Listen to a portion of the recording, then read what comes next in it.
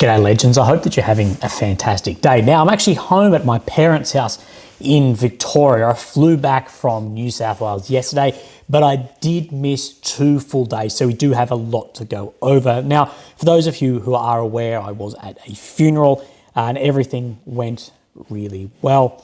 But this video will be longer because, like I said, I missed a couple of days and I have a hell of a lot to catch up on. Now, of course, we're going to be having a look at the map. So we're going to be looking at the Batmobile Mark II. We're going to talk about US aid and what has happened there and the vote going forward on that aid, of course, including 60 billion for Ukraine, a strike in Crimea against Russian air defense systems, as well as a strike against manufacturing facilities for aircraft, mobilization, Zelensky signing that bill, Russian losses, strikes against oil refineries, and Western intervention of hitting Russian missiles and drones over Ukraine to the extent they did for Iranian missiles, drones going into Israel, the response by the diplomats, secretary, all of this sort of stuff about that, and the realistic sense of why this isn't happening, if it isn't very obvious. But I want to start somewhere a little bit lighter, and we'll talk about Batmobile Mark II. Now, this was down in Krasnohorivka, of course, an area that is going to become more and more relevant to the war as it is moving into these areas. Now, I'll just show you where this is on the map straight off the bat. So, of course, here is Ukraine, the capital of Kyiv. The red area is occupied since 22 and the purple since 2014. Now, if you do see me looking down, it's because I have notes on my phone. Typically, I use a teleprompter. But we'll come down Donetsk Oblast here. Then we'll zoom and we'll see then Mariinka, Novomylivka, you're familiar with. And then we have Krasnohorivka here. Now, what we do know originally was there was a northern push here that the Russians couldn't get a foothold. So they've come and tried to get them down this train line here. Better cover and concealment for the Russians, but the Ukrainians were in far better built up defensive work so you could have more losses. But you sort of get what you give here too. But this is the area we have seen this break in, and we have seen vehicles like this, these built up house, bloody extra shit on them at a lot of wars, and we're starting to see them here as well. Of course, we've seen these on lightly armored vehicles, but not so much tanks. So it does look like this is a bloody house on tracks as well. You can see on top here, this is a far better photograph of what we presume and what I would say, and I've sent to guys who know, that this would be some level of electronic warfare system, particularly for drones. Now, why would you want a vehicle looking like this? And we're going to watch the footage. Well, we're hearing more and more and more that Ukraine is using or is developing, we're not sure at what stage really, but artificial intelligence targeting drones. Now, I think the word AI is used of everything that my camera says it has AI and it's not ChatGPT. What it's using is it's having a photograph, an optic of this is what it looks like, that's what I'm looking for, and to hit it. But it is targeting itself somewhat. What this does is, well, it's not looking for this in the air, or it's not looking for a plane with wheels on the bloody wings, that it can negate around that, as well as, you know, that the EW system on top. What this will also do, depending on the steel, you know, it might be half-inch thick steel, 10 mil thick steel, this will pre-detonate a shaped charge, like an RPG-7, NLAW, something like this, and will have far less damage on the tank after that, as well as it will pre-detonate those grenades, RPGs, whatever you want, of an FPV drone. Any standoff armor, whether bar armor, whether it's trophy, something, has a lot against the effectiveness of shape charges, but the targeting too. And I think this bloke here is bang on the money. There's footage of the same Batmobile. Although we laugh about it, this tank, stuffed with EW, additional armor, could move in to Krasnohorivka pretty unhindered. After a while it retreated, but it is much the same. And it did have that success in and out of there. Now, plenty of Ukrainian groups have just shared a 10-second video of this being like, this is the current state of the Russian army. They're not showing the 2-minute video of this having success in this area. So, of course, we have like clown music. This is the Batmobile here, and this is Krasnohorivka. I'll show you exactly where this was located once we move up. And as you can see, artillery, cluster munitions, all sorts targeting this vehicle, but it has moved across this open ground here into Krasnohorivka again. I'll show you in a minute 39 or whatever exactly where this movement of this vehicle was, and has managed to drive around here in a completely hostile environment militarily. You know, there's a heap of shit here being directly targeted, and the thing is, it's not stupid if it works. And obviously, to some degree, well, it's gone in and out without being destroyed. Now, we know the fate of the other Batmobile, but of course, with this, you are then suffering that you will have very little movement on your primary weapon system on here, as well as visibility. But again, will we see more and more of this? Potentially. And this is the reason, the same reason I believe that we see, one, a lot of decoys popping up, not only for potential AI targeting, but satellite imagery and drone imagery too, but as well painted, you know, say planes on the airfield or planes with wheels on them, because it may not be like that's what I'm actually looking for. And a lot of weapons use optical systems like this, as well as thermal, that it may change the thermal. And people go, well, it's increased the thermal signature of the plane. It may have increased it, but it may have increased it that much it now doesn't think that that's what it is. It may think it's a building. Similarly, potentially something like this. Or we're reading too much into it and it's just a bloody bolted on armour onto the vehicle. But then we can see it moving then back out this road here successfully.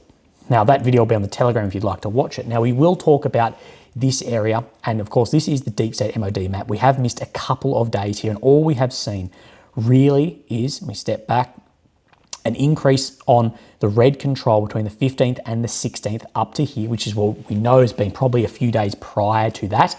Now, we did have a lot of word that there was break-ins into Krasnohorivka. We've spoken, the break-in into any urban centre is by far the hardest part.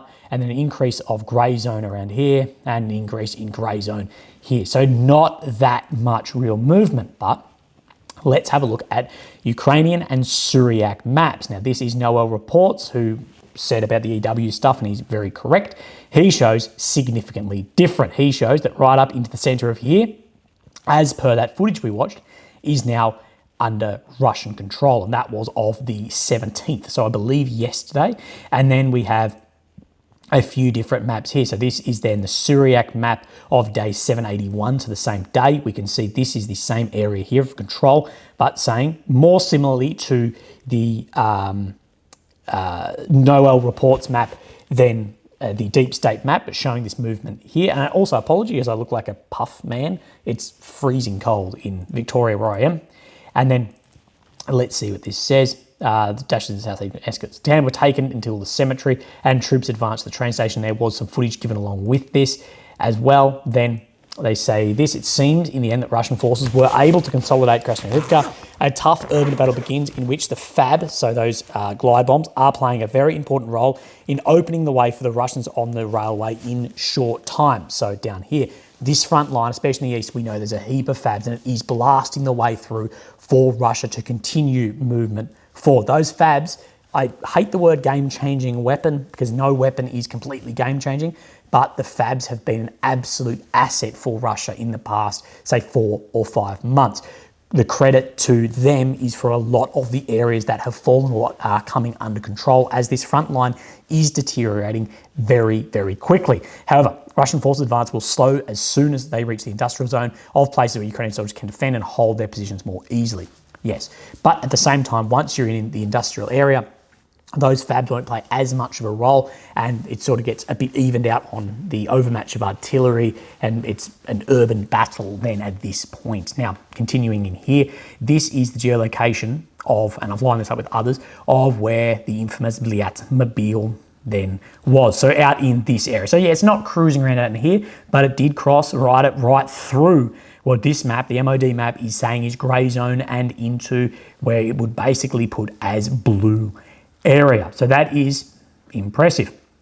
It shows the Russian army entering the new assault, reached previous taken positions and landed troops.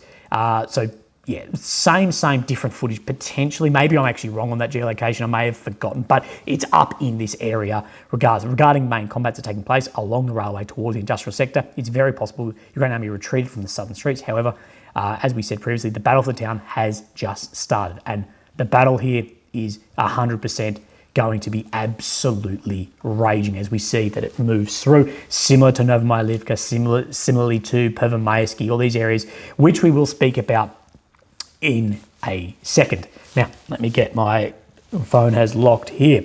Now, let's have a look at these strikes down in Crimea, as a very important Russian system was lost. Now, the first bit of footage we see coming out then was this. So multiple explosions, things bloody blowing up left, right, and center. This can be very obvious that it may be something AD, or that it's had some level of secondary explosions in here. So we did know something, we don't know what, had been hit. Many pages were saying that there's 10 helicopters and 3 attack helicopters and blah, blah, blah. What we know is that this is the Dzhankoi airbase down in Crimea, and it is home to many Russian helicopters. That said, we haven't seen any footage, photographs, any evidence of any of those destroyed choppers yet. What we do have is a photograph has come out of a very important S-400 system here that is claimed to be completely destroyed. Now, I can't tell you exactly how many launches and stuff are in this photograph. There's at least 2 or 3, but these batteries are somewhere in the realm of like $500,000. These are in a very, very important system. Now, how many complete systems does Russia have? Depending on the numbers, some will say between 90 and 100 at the beginning of the war. So still have a hell of a lot of these systems, but at least one here, and it's an important system. And what it is showing, more so than it being bloody blown up, is showing that these can get through and are hitting targets here. Overwhelming air defense, as we've seen going from Russia to Ukraine as well. And we're seeing this from Ukraine into Russia. Now, Rybar, Russian source, of course, has spoken about this, claiming that they launched 12 ATACMS missiles out of the Kherson region. The first one being 7, and then with clusters, and then a second wave with 5, and that there was damage to some of the buildings there as well. And we don't have any idea yet about casualties, dead, wounded. We are just unsure on exactly that. And again, it's very difficult to know who's making the claim and where they're coming from. But Fighter Bomber, who is incredibly reliable on speaking about Russian Air Force losses, he has not made any statement on this yet at time of recording. So maybe we will just wait out on that. Now, as well, 1,000 kilometers out of Ukraine, the GUR has claimed that they've attacked a factory in Tatarstan where Tu-22M and Tu-160M, of course, these are supersonic bomber, as you can bloody see here, aircraft that drop a lot of these high bloody technology missiles onto Ukraine. But these have been alleviated a lot by the use of FABs, because these drop you very expensive glide bomb sort of munitions, but of course, bloody very expensive, and things are much cheaper, like Su-34s are taking up what these may have had to do in somewhat by those FABs. So those FABs have not only alleviated the frontline pressure for artillery and troops, but it's alleviated all these fighter squadrons and price as well.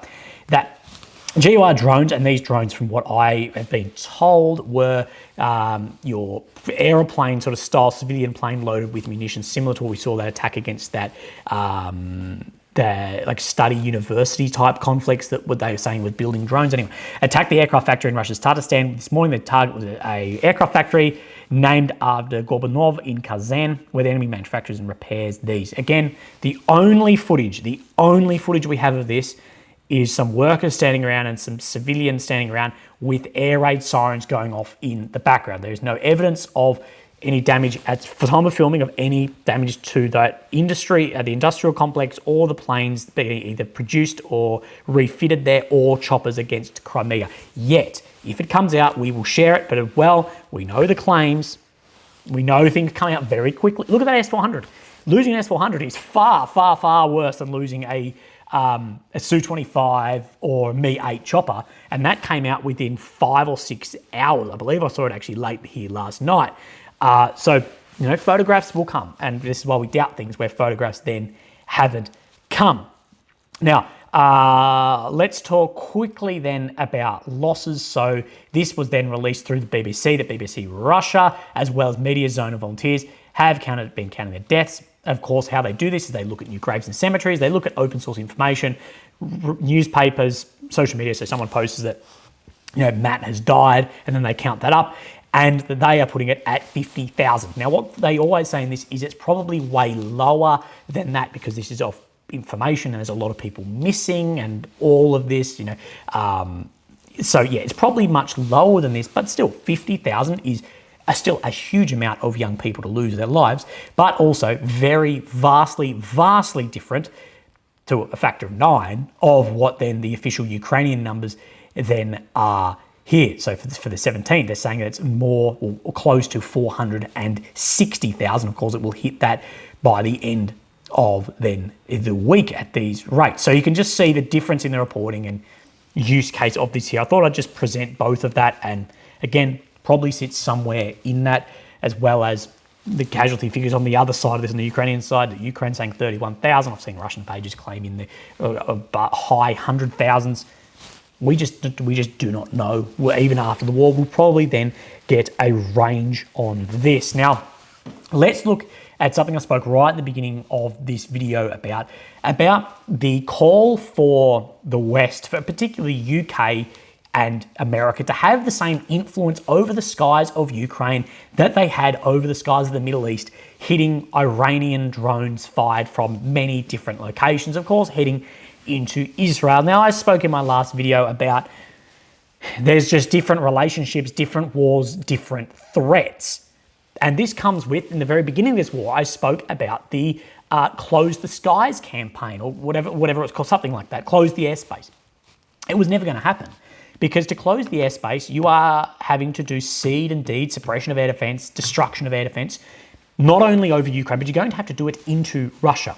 And I couldn't see either Boris at the time or Biden, it's still at the time, permitting F-35s and F-22s, F-16s, F-15s, whatever you want, hitting S-400 systems like that within Russia. That's how it was going to have to, as well as shoot down aircraft. The threat between Iran and Russia is different. These are very different wars as far as the threat externally, world order, that those countries can pose, although Iran is growing exponentially. If you read about nuclear proliferation programs, it is more and more concerning. But of course, Zelensky has said this, and many officials have had the same, that defend Ukraine the same way as they protected Israel from a recent Iranian attack. By defending Israel, the free world demonstrated that unity amongst allies is not only possible, but 100% effective. Well, some got through. But Zelensky said after a meeting with top military and security officials, the allies' decisive actions prevented the success of terrorism and loss of infrastructure and forced the aggressor to cool down.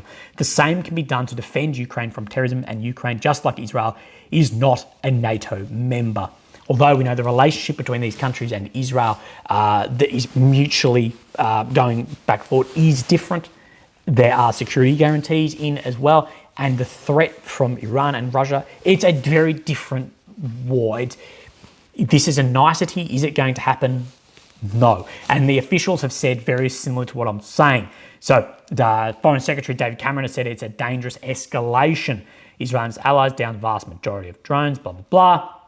That the RAF could not defend Ukrainian airspace in the same way as the one thing that needs to be avoided is NATO troops directly engaging with Russian troops. So obviously pointing out that we do not want that to be happening. The air defense, air-to-air capability of Iran compared to Russia is vastly different. That whole airspace, and Russia thousands of nuclear weapons as well, it is different.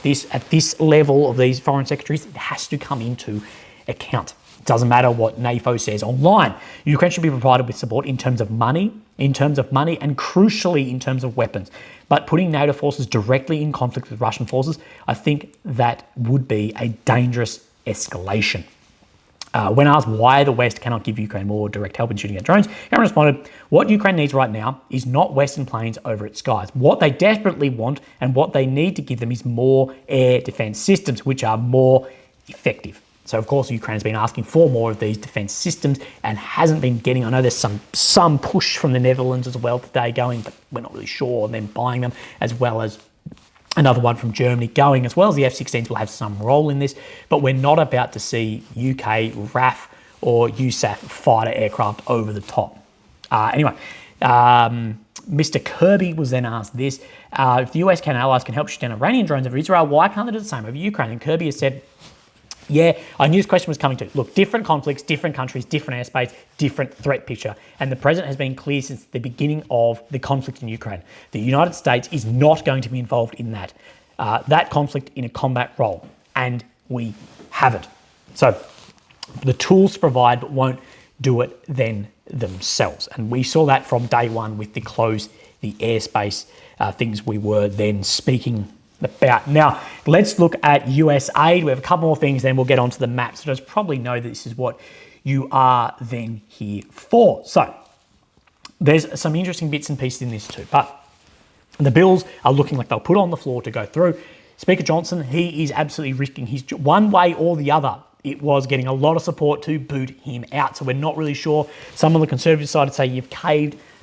On the Progressive side are saying you're just sticking with the Trump side. American politics is all over the place and I don't really understand the system, so I'll quote a lot of this. But the bills will fund America's national security interests and allies in Israel, Indo-Pacific, Taiwan, and Ukraine. The votes are expected on Saturday. Although there are manoeuvres to advance the complex plan of holding separate votes each of the aid package. Of course, we know different sides of the political fold have different support where they want to then put it. So, continue on here, adjustment of $10 billion in Ukraine economic assistance in the form of a repayable loan. We've heard a lot about loans, but these loans may not have to be repaid either. The bill will send $61 billion to Ukraine and regional partners, $23 billion of which will go to replenishing US stockpiles. So a lot of people saying it ends up at about high $30 billion that will actually be directly in support to Ukraine. But one thing this has shown us is money is not guaranteed from the US to Ukraine, and the amount it's taken this one to get through, well, the next one, if Russia keep advancing on the battlefield like they are, like I'm about to show you,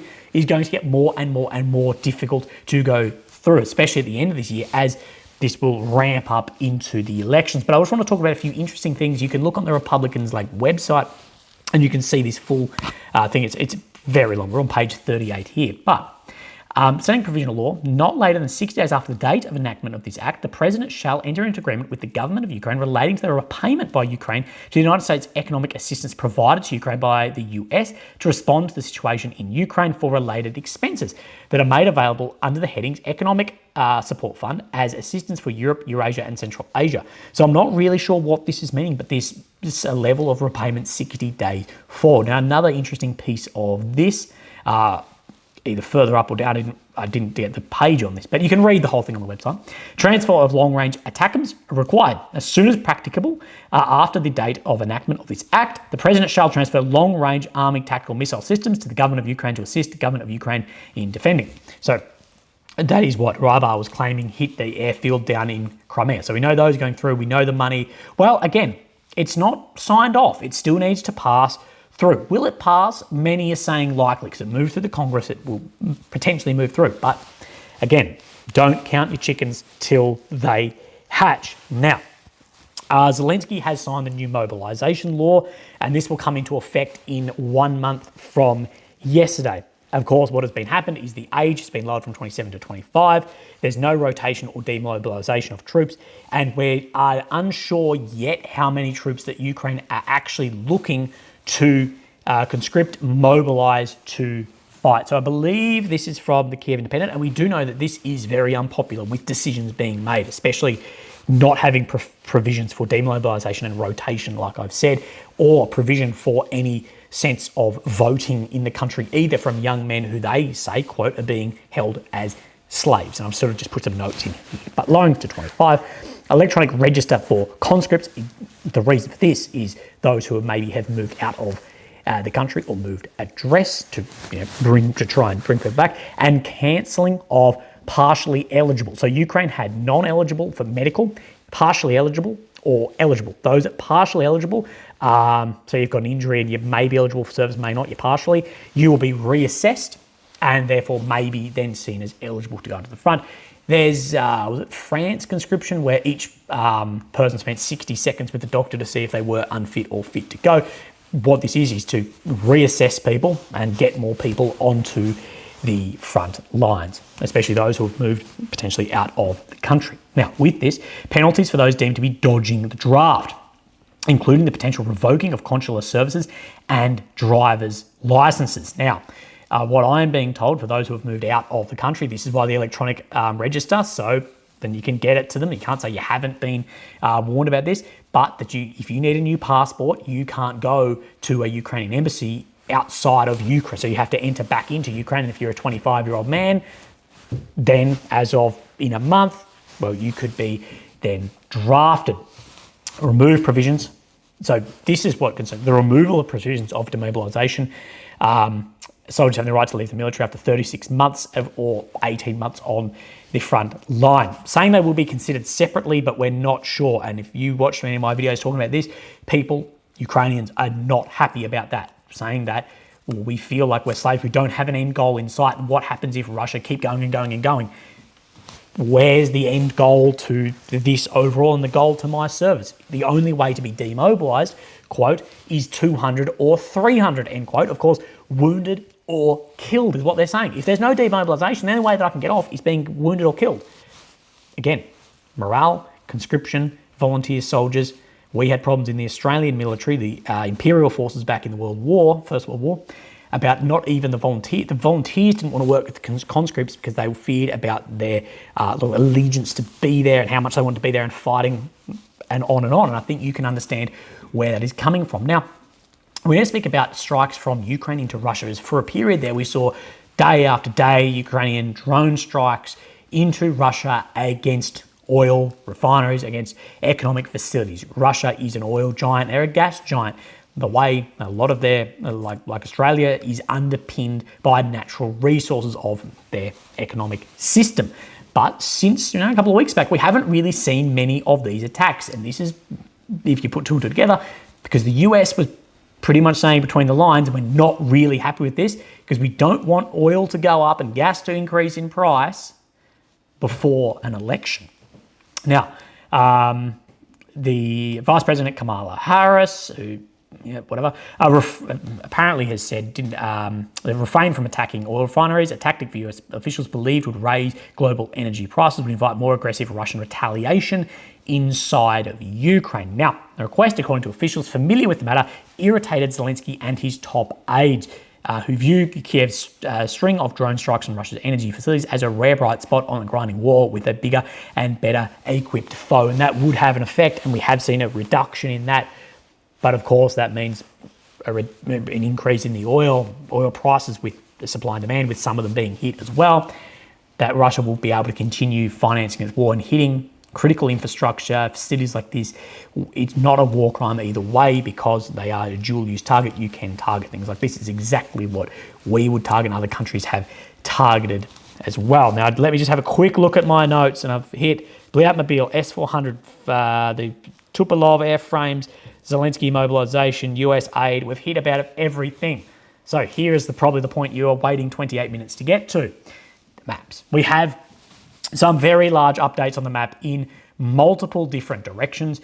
And I think this is a growing concern of where Russia is having a lot of success on different fronts and have currently the momentum pushing on different areas. Now, the first place I want to come up is into Yahidny, right up the top here. Now, no other maps is actually showing this change. So we come in, let this just load. It's taking a little bit slow. Just Yahidny here. Let's roll back a few days.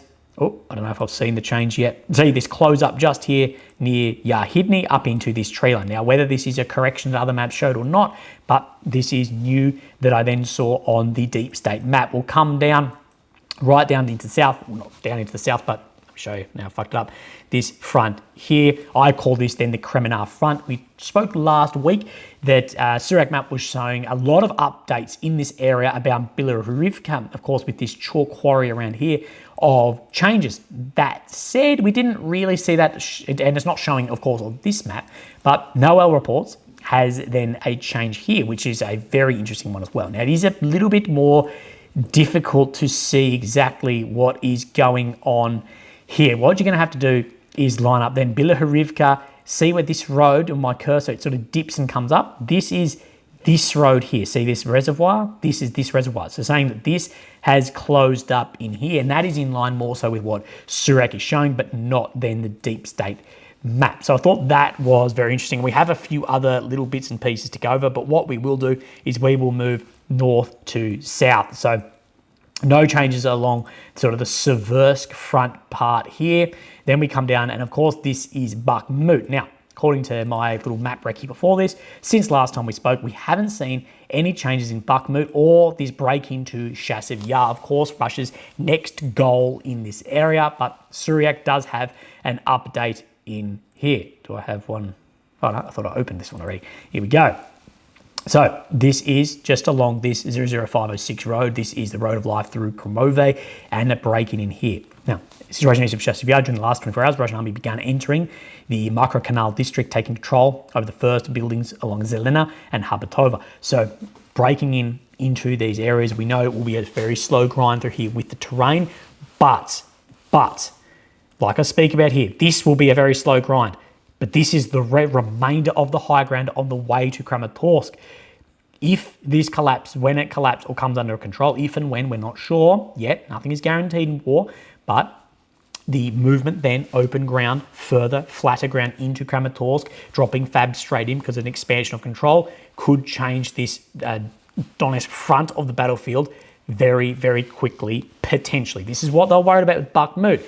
Now, words to this, or maybe it's close, but Zelensky said if they get Bakhmut, this was this time last year or maybe earlier, there will be an open road to Kramatorsk, or words to that effect.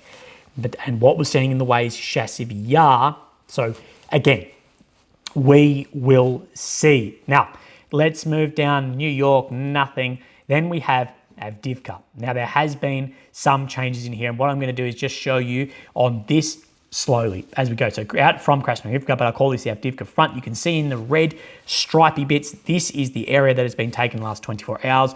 And then we see the 24 hours prior, a push out here. I'll line this up with other maps as we go. Now, this part closing up around to the north of Berdachi, Semenivka. And then this is back to then, I believe, where we then spoke last. So I'll step from the 14th forward and you'll get a better idea of the amount of ground being made, and I'll point some very important parts of this out. Move down this road towards Oshatani here. This is an important movement. Massive expansion of control out from here. Further expansion up right into this area, and then to this movement, then across to the closing up of Badachi and Novokonovi, as well, an expansion out from the north. Now, I said last time, and I'll say it again, when I spoke to my friend who's been in here, he's got that photo of himself in front of where a Fab had hit, that this ground here is going to be incredibly hard to move across. It's dead flat and it's open, and in about Semenivka across this bridge, he had photographs of it, I showed them on the video, it's going to be very, very difficult because of the dead ground sitting here. But what we know Russia likes to do is these envelope movements, Avdiivka, Bakhmut, Mariupol. We're seeing a massive push out in this Urmansk front through here. Over the last week, this week, we're seeing this push here. Could they be trying to envelope this flat, open farmland area potentially? Now that I've shown you that, let's go through the multiple different maps we have on this. Now, Noel reports shows this, and I believe this is the most important part of any of these maps. Ukrainian NOAA reports is showing that Russia has confirmed foothold across the bridge here into Semenivka, and then we know there's a lull there, so it will be hard for the machine gunners on the ground, but that has crossed this first line potentially of defences here. That, I think, is a very, very important movement that hasn't been reported onto this map. As well, this movement up near then Badachi, up in here, which is being shown on the deep state. Now, let's then go through Syriac's maps updates here, and this is showing this same movement out that then the NOAA reports and the deep state is showing. If anything, a little bit less of a break in here, but that was for 781. Then we get a second map saying after today's advance, the situation in Badachi is practically indefensible as the last supply route to the town has been lost. After the fall adjacent to Semenivka, so here, Semenivka would not hold for long either. The axis of this is open and Ukraine's first defensive line is practically broken. Now begins an even tougher battle where Russian and Ukrainian armies will fight for control of the second line of defense and the high ground around the railway. So out to this railway, and we know this second line of defense sits somewhere down in here. You can see these it's following the natural terrain through out here and up here and along the railway as well. But the situation there is deteriorating very, very quickly. Now, we don't see much change on this map out near Pervomayski since last week. We saw that come completely under control as the remainder of Vodani as well. But we do have a Syriac map update just on this in here. Of course, we're looking at Nevelsky, and as said, there's a large southerly push out. So you can see these are the reservoirs. So a southerly push right up to here. So this is their same reservoir. And it's northwest of Donetsk City. Following the capture of Pervomayski, Russian army began advancing south of the locality in order to take the Ukrainian salient. So far, the main trenches has been taken without difficulty, which indicates Ukrainian army may have retreated from this area some days ago. However, combing operations will take time due to the high presence of mines and trenches. In addition, Russian forces began advancing towards Natalovy. I believe this is actually, this is down here, but I believe the translation is slightly different. Reaching the eastern outskirts of the locality. I could be correct, but down here. So they're starting to push down and down in these areas. Oh, sorry, I am completely wrong. It's pushing into Natalovy out in here. Sorry, excuse me. See this blue dot? That is that. Correction there. Apologies.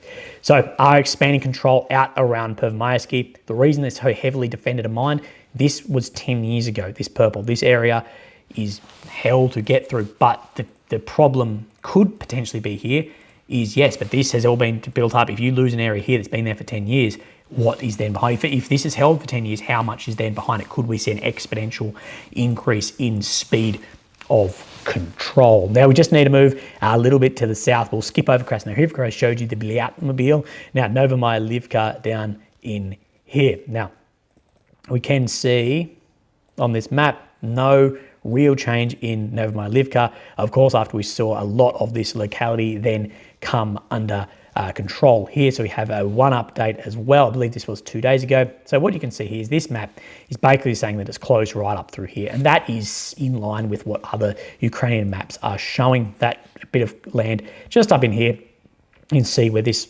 comes just under here. If we sort of have a map recce, has come under control. Russian army continues taking plantations north of Novomaylivka. And of course, we see that it does show a more westwards push through here, but it's only 1 or 2 streets different, except for the locality here that is said to come under control as well. Now, we spoke about the movement in Krasnohorivka. We'll come down to the Ugledar front as well. Now, there is said to be a change down in here from their Noel reports, and I'm just going to have a quick look because I don't think this has changed anything on this map. No, it has not. Now, this is the only map showing this. So we see Solodoki here. This has come out a little bit. Again, these maps are not the easiest to line up at all, but we can see where, sorry. Bring this back up. So maybe if I zoom out one, it'll help.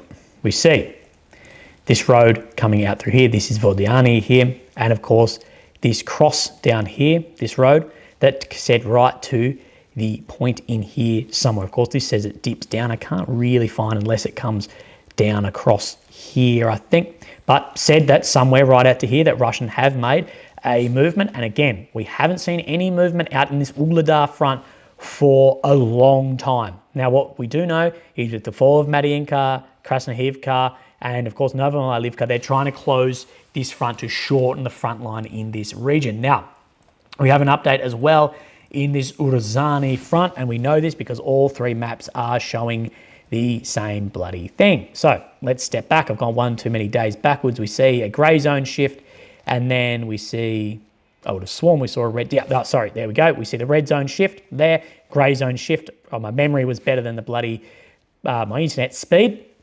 Then we have this map here showing the same sort of area here, as well as where this grey zone shift has. Front, Russian army made small advances southwest here, and Ukrainian army, managed to repel every Russian attempt to enter Uruzani. So this grey zone expansion, Ukraine repelled them, but Russia made some ground up here. Exactly what then the deep state map is showing us. Now, Come down the last area, Robert Tinney. No one, the maps here show all fucking over the place, so we don't know where the front line is, but we know that Ukraine is denying that there's any Russian presence inside Robotny.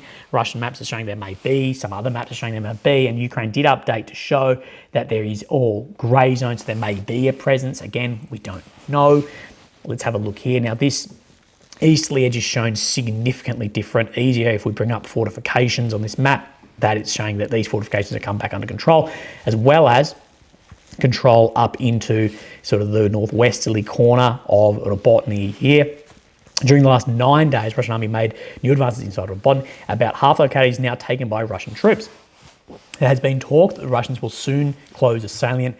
This will depend on the Verbovy axis, so out from here, which will cut off supply routes to Robotny. It is not an easy operation as the fighting is taking place along the road situated in a lower area. Without taking the surrounding hills, the Ukrainian army can easily defend the area by taking advantage of the elastic defense on the wide fields on this front. So movement through cover as well. But one thing I will say, we do know there's a lot of FABs present in this area, and we have seen very targeted FABs in areas down along, I believe it was here, with accuracy targeting specific vehicles. So there could be a movement here if the Air Force has movement from the east to the south.